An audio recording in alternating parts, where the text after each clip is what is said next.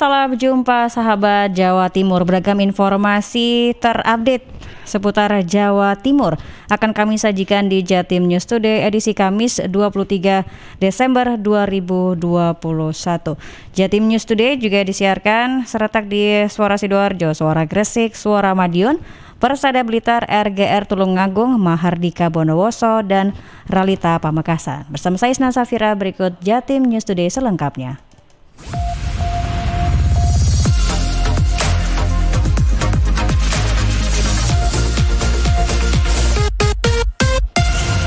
Baik sahabat, dalam pembukaan Muktamar NU ke-34, Presiden berterima kasih pada peran kiai dan ulama NU selama pandemi. Berikut laporan dari Risma Erina, redaksi Jatim Radio Network.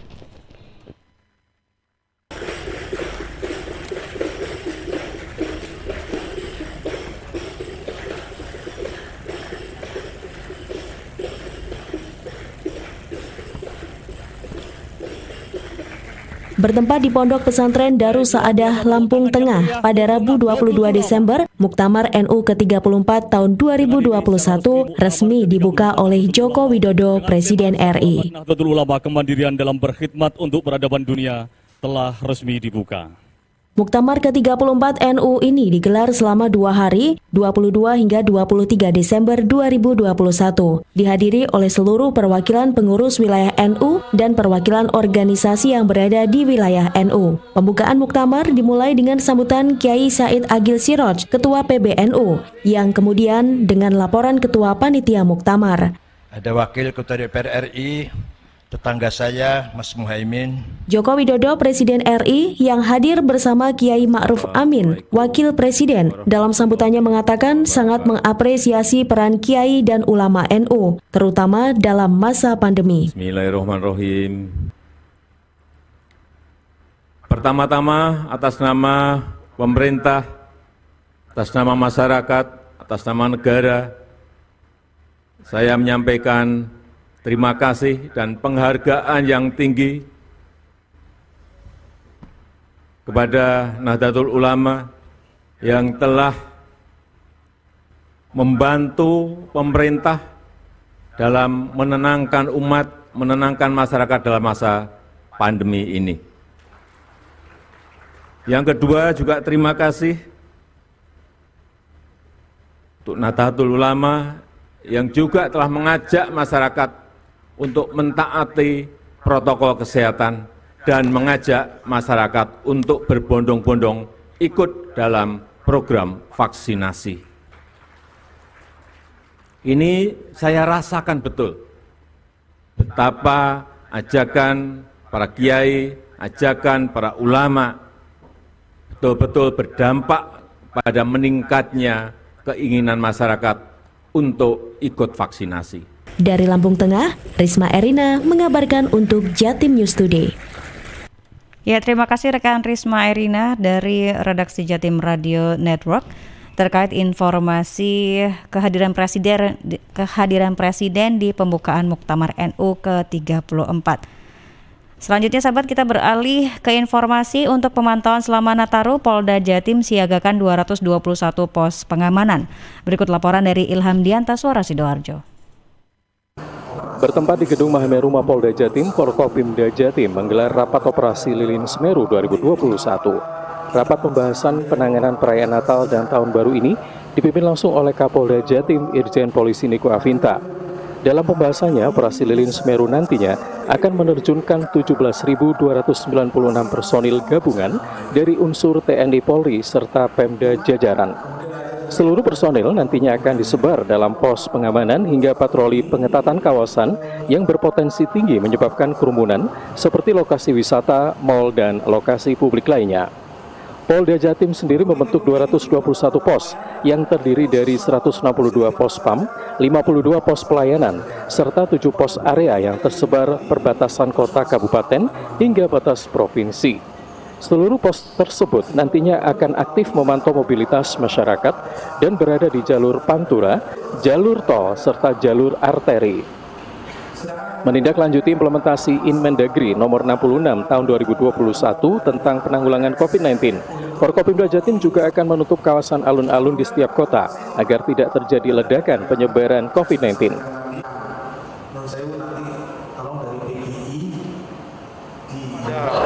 Karena kita ketahui ada virus varian baru Omicron yang sudah masuk, sehingga himbauannya untuk sebisa mungkin kita tetap melaksanakan prokes dan sebisa mungkin juga menghindari kegiatan yang bersifat kerumun, apalagi tidak mematuhi prokes.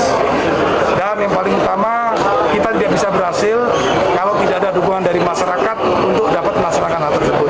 Saya kira Ilham Dianta, Suara Sidoarjo.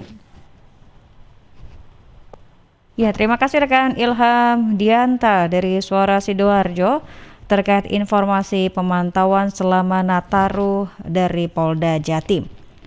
Selanjutnya, sahabat, kepengurusan Pergatsi Bondowoso periode 2021-2025 resmi dikukuhkan oleh Pengda Pergatsi Jatim. Berikut laporan dari Dewi Karya Mahardika Bondowoso.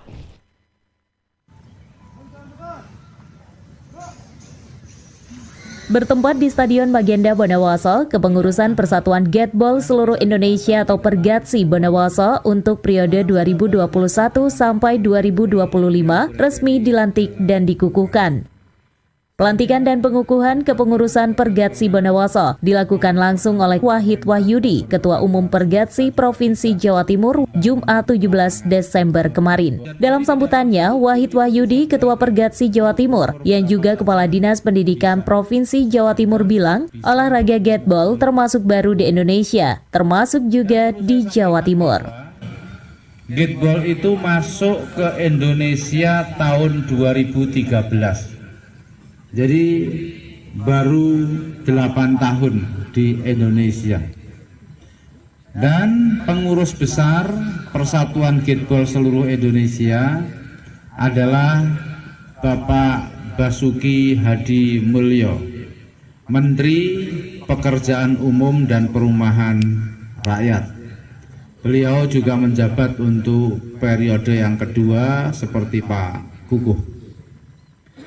Kemudian di Jawa Timur dibentuk pengurus provinsi tahun 2015 yang kebetulan ketua umumnya adalah saya dan saya sendiri juga sudah periode kedua. Setelah provinsi terbentuk kepengurusan Pergatsi Jawa Timur, kabupaten kota di Jawa Timur yang pertama membentuk kepengurusan Pergatsi adalah Kabupaten Bondowoso. Atlet di Bondowoso ini adalah yang terbanyak di antara kabupaten kota di Jawa Timur.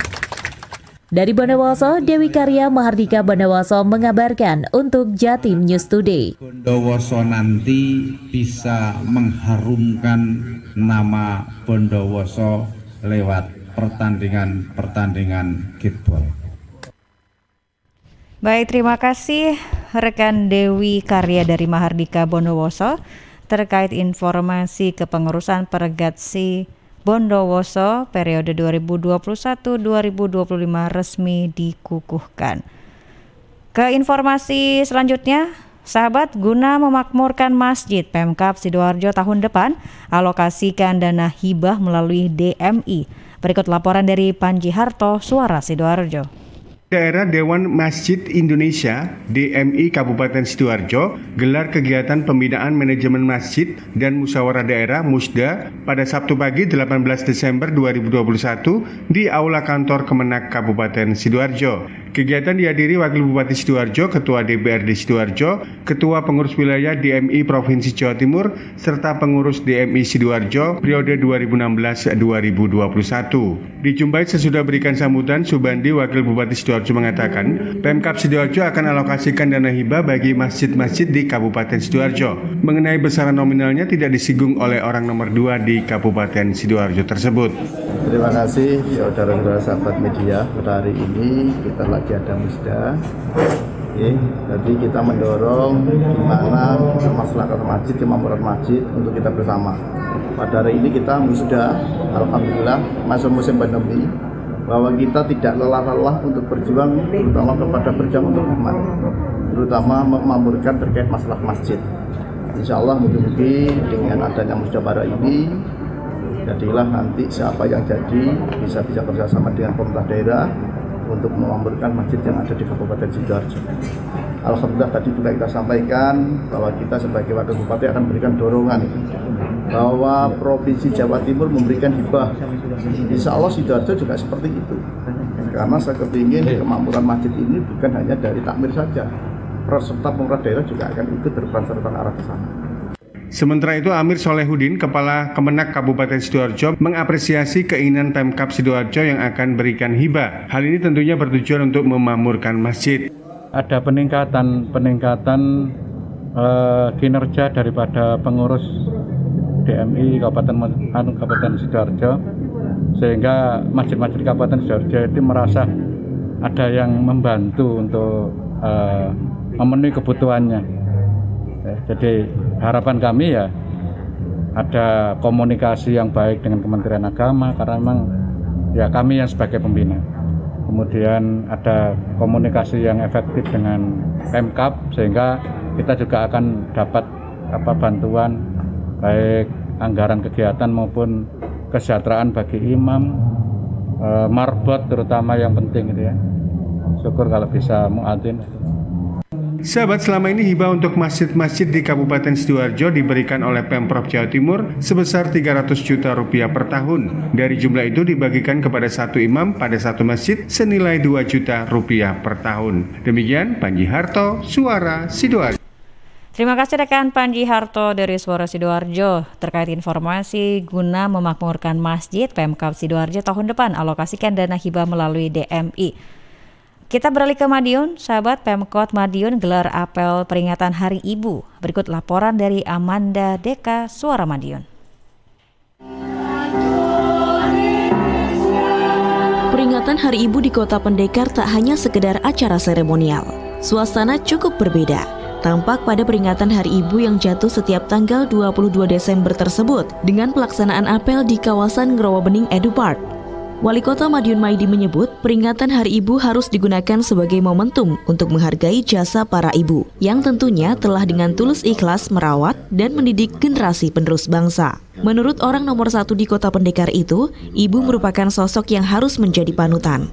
Pasalnya, madrasah pertama generasi penerus bangsa ada di tangan seorang ibu. Wali Kota menambahkan, keberhasilan rumah kuncinya berasal dari ibu. Wali Kota pun berharap melalui peringatan Hari Ibu ini mampu menjadi momentum untuk para ibu di Kota Pendekar agar mampu lebih berdaya. Pasalnya, dalam pembangunan, para ibu harus mampu menjadi pelaku dan menjadi subjek yang menentukan, bukan hanya menjadi objek. Setelah menggelar apel, kegiatan dilanjutkan dengan pemberian pakan ikan koi yang telah ditebar di kawasan tersebut, serta dilanjutkan penanaman bibit kunyit hitam. Tak hanya wali kota, Ketua Tim Penggerak PKK Kota Madiun, Yuni Setiawati Maidi, dan Wakil Wali Kota Madiun, Indaraya Ayumiko Saputri, juga turun langsung melakukan penanaman. Wali Kota menargetkan ada sebanyak 20.000 bibit kunyit hitam dalam beberapa bulan ke depan. Bibit akan dibagikan kepada warga melalui PKK. Pemberdayaan ini nanti akan saya sampaikan kepada ibu-ibu semuanya. Artinya kalau ini sudah ada 5.000 polybag yang ditanam ibu-ibu, insya Allah 3 bulan nanti akan jadi 25.000. Satu kan jadi 5. Itu nanti akan saya bagi ibu-ibu semua. Di perumahan, punya tempat, isinya berapa, saya suruh rapat itu, nanti kalau sudah 5, kita ambil, kita beli semua. Di samping cabai, jahe merah, itu sudah dikontrak dengan jamu itu, ini ada lagi herbal untuk kirim keluar. Sehingga semua kita berdayakan.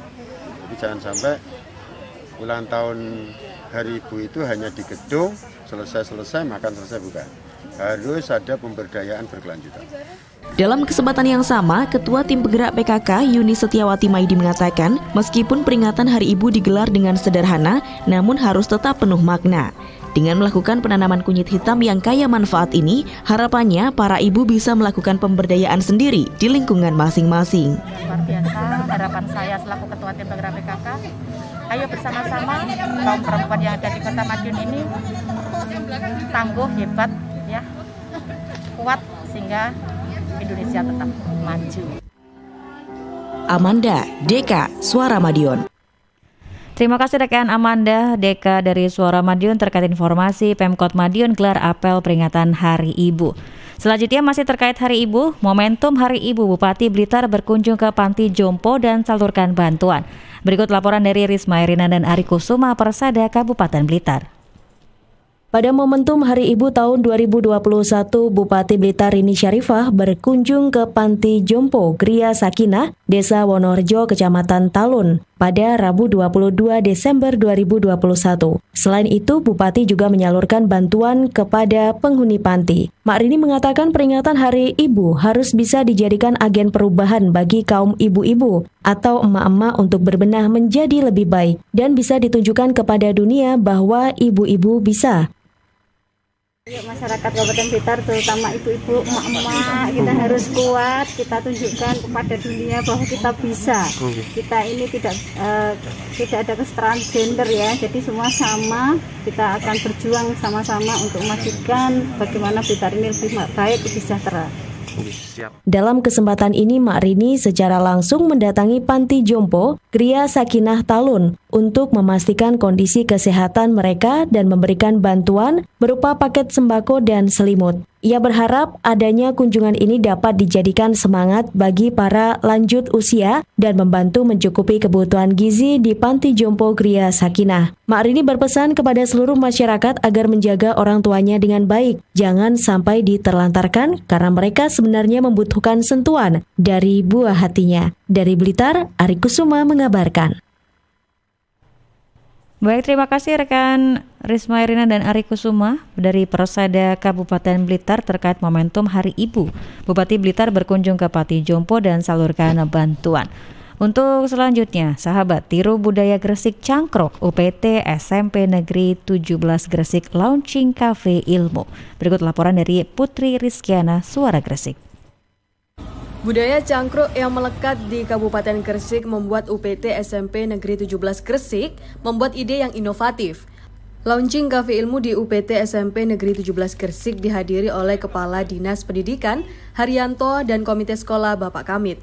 Cafe Ilmu yang dilaunching difungsikan agar siswa dapat melakukan pembelajaran tidak hanya di dalam kelas, melainkan dapat menikmati suasana taman dan makanan serta minuman yang diperoleh dari Koperasi UPT SMP Negeri 17 Gresik. Agus Marzuki, Kepala Sekolah UPT SMP Negeri 17 Gresik mengatakan bahwa budaya anak muda dalam belajar memiliki kebiasaan yang berbeda, sehingga harapan dari terciptanya Cafe Ilmu dapat membuat siswa nyaman dalam melakukan pembelajaran di luar ruangan. Ini kan bagian upaya daripada mencoba untuk peserta didik dan warga sekolah ini kan untuk gemar membaca. Seiring dengan program pemerintah yang saat ini sedang digencarkan yaitu literasi kan begitu. Kemudian ini jadi acuan sekolah-sekolah lain untuk kemudian SMP N17 Gresik ini jadi contoh atau role model lah. Sekolah-sekolah di Gresik ini yang kemudian ditiru bagaimana upaya kuat ini kemudian dikembangkan di lembaga-lembaga yang lain.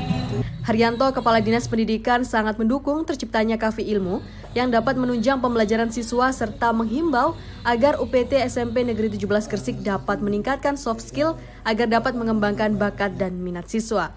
Berikut informasi yang dapat kami sampaikan, saya Putri Rizkiana, Suara Gresik mengabarkan untuk Jatim News Today.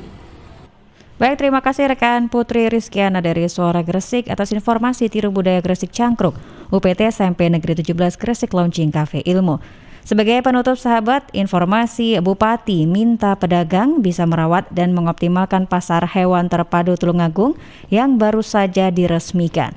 Berikut laporan dari Andriani RGR Tulungagung. Bagus ya, Bang? Bagus, Bang ya? Kalau akses jalannya enak ke sini? Enak sini. Nah, ini. Mulai Rabu kemarin, 22 Desember 2021, para pedagang hewan di Pasar Pahing bisa lega dan senang. Karena mulai Rabu kemarin, fasilitas dan sarana untuk melakukan transaksi atau jual beli hewan diperbaharui. Ini karena lokasi hewan di Pasar Paing, Kecamatan Beji dipindahkan ke lokasi baru. Berlokasi di Sumber Gempol, Pemkab Tulungagung mulai mengoperasikan pasar hewan terpadu. Diresmikan langsung penggunaannya oleh Mario Tobirowo, Bupati Tulungagung, pasar hewan terpadu Sumber Gempol ini diharapkan bisa segera beroperasi optimal. 2, 1, berjalan baik akan terjadi upaya melakukan. Kami mohon persilakan yang lebih meriah Bapak Ibu hadirin dan ini pasar hewan terpadu telah dimulai. Dengan lokasi yang lebih luas, fasilitas lengkap dan modern, serta akses jalan yang mudah, membuat para pedagang hewan puas. Dari pantauan hari pertama pembukaan, Pasar Hewan Terpadu atau PHT sudah dipadati pedagang dan pembeli. Barunya ini komentarnya. Bagus ya Bang? Bagus Bang ya? Kalau akses jalannya enak ke sini? Enak sini. Nah ini komentar ini sudah dapat berapa Bang? Sudah dapat 4 ekor. 4 ekor? Ya. Nah ini sudah dapat 4 ekor padahal masih jam 6 pagi ini. Nah ini terima kasih banyak Bang, ini lanjut dulu ya. Semoga makin lancar. Amin. Datang jam berapa Mas? Lebih cuki Mas. Lebih cuki? Setengah 6. Ini komentarnya gimana Mas untuk pasar baru ini Mas? Saya. Bagus Mas ya? Mungkin tidak rame. Tidak rame, amin. Kalau untuk lokasinya enak Mas ya? Lokasinya sepi dari kota lah. Nah, istilahnya lebih ke arah pinggiran Mas ya. Jadi aksesnya malah jauh lebih lancar Mas ya. Lebih lancar, lebih mudah, nggak macet Mas. Nggak macet. Dari Tulungagung, Andriani, RGR FM Tulungagung mengabarkan untuk Jatim News Today. Baik, terima kasih rekan Andriani dari RGR Tulungagung. Terkait informasi, Bupati minta pedagang bisa merawat dan mengoptimalkan pasar hewan terpadu Tulungagung yang baru saja diresmikan.